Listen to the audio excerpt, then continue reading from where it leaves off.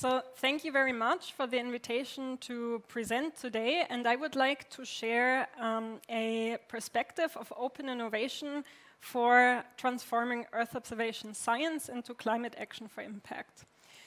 So first of all, at the European Space Agency, we have been taking the pulse of our planet for decades. You see here the fleet of satellites in 3 lines of operation. Our science line, for example, with the EarthCare mission launching this month. The Copernicus line that also includes the Sentinel satellites in cooperation with the European Union, as well as the meteorology line in collaboration with EUMETSAT. So taking the pulse of our planet, we've been managing at this day and age to observe global landmass every 5 days at 10-meter resolution. We're producing around 30 terabytes of Sentinel data per day, and all of this data is free, full, and openly available right in the spirit of open innovation. Using this data, we have already evidenced, for example, climate change from space.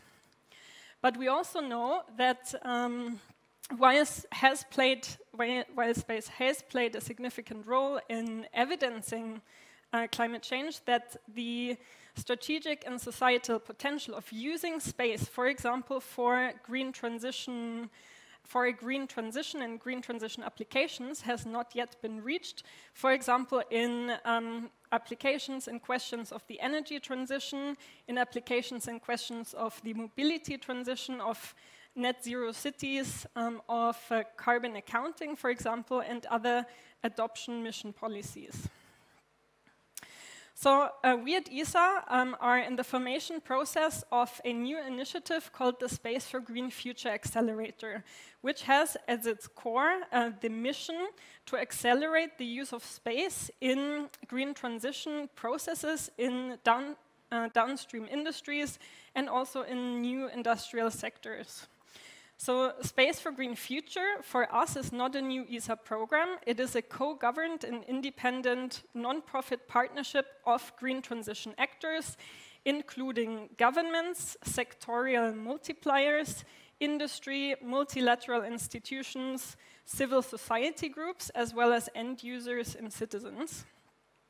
With the goal to developing and identifying and scaling practical space-based solutions to supporting carbon neutrality, as well as the greening of society by 2050. So it's a mission-driven endeavor. And what we're doing is we're partnering together to aggregate the priorities currently of these green transition processes in various industrial sectors, and also to align our endeavors, our opportunities to scale these solutions to address these priorities based on the real needs. So Space for Green Future, as its core, has the ambition to leverage these 50 years of investment, public and private, into space to drive the green transition on the ground. So the concept we are working on at this point in time, and we have started to gather first partners, for example, from the United Nations, from the European Commission, but also from multilateral stakeholder groups like Copa-Cogeca, to identify priorities and opportunities in this green transition theme. We then develop or identify space-based solutions, which I will present examples later on. And out of these seeding actions, we are planning on aligning funding streams, on aligning opportunities, on aligning, for example, the ambition to promote space-based solutions for specific industrial sectors to really create scale and impact on the ground.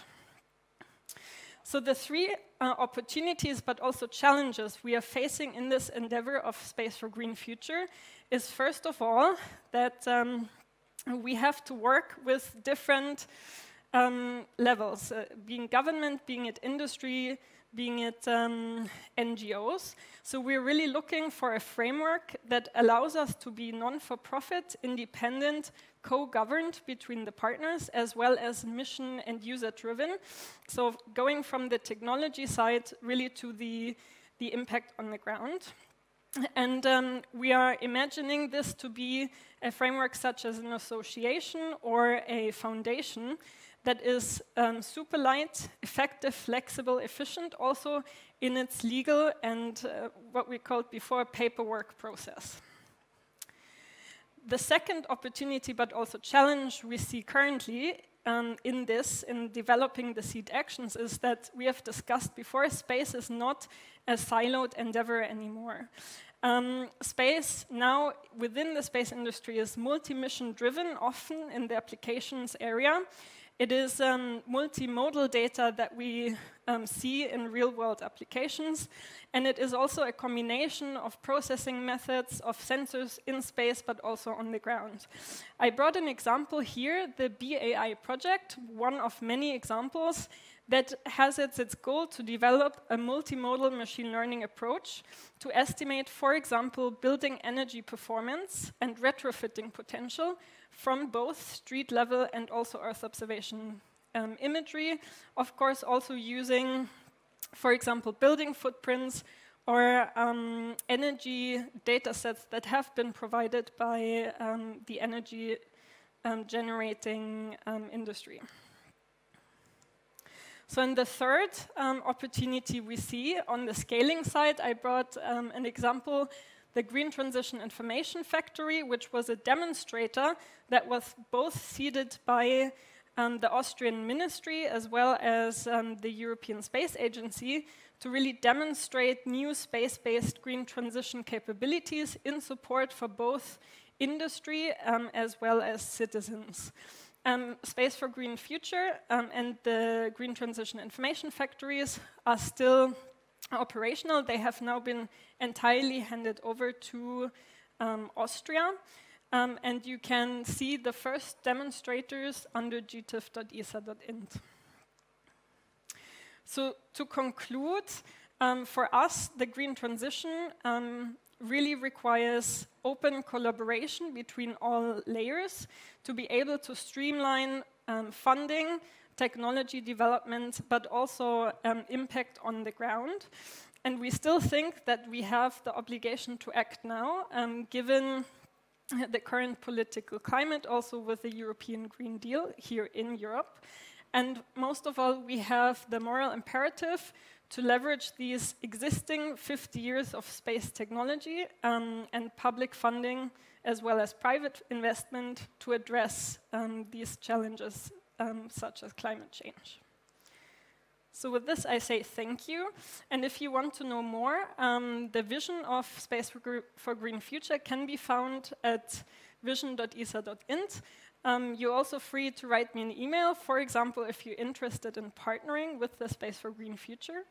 And last but not least, there may be the Big Data from Space Conference 2025 here locally in Riga. So this is another opportunity to again reach out and talk to us. With this, thank you, and questions. I'm here the whole day. Happy to take them. Thanks a lot. Let me ask you one clarifying question. Yes. So you said that ESA is building up a new initiative, basically an accelerator for Space for Green Transition. Yes. So what would it practically mean for the Latvian companies or NGOs? How can they become the part of the accelerator, whether it's really so open? Mm-hmm. So what would be very practical steps you would recommend, apart from sending you an email and getting in touch with you? Yes. So again, we are in the formation process. At the moment, we have these higher level conversations in. I mean, as a European Space Agency, you always also have the obligation to not create, for example, unfair competition. Right. So at this point in time, who we are reaching out to are local interest groups, are, let's say, groups like ERSC or industry consortia. So if you are a local company, what you could do is you could reach out to your bigger agglomeration of companies, for example, also in Latvia, and together get in touch with us. And not only with us, but with ESA, and the website is going to be launched very soon. So just keep your eye out for the website launch. And that's also a place to get in contact, for example, with the European Commission or the UN. Right, thank you so much. And for the companies, I can refer to Kaspars from the Ministry of Science and Education, who is present in the call. He's well informed about all kinds of networks and consortia operating in Latvia, through which the door to the accelerator could be opened.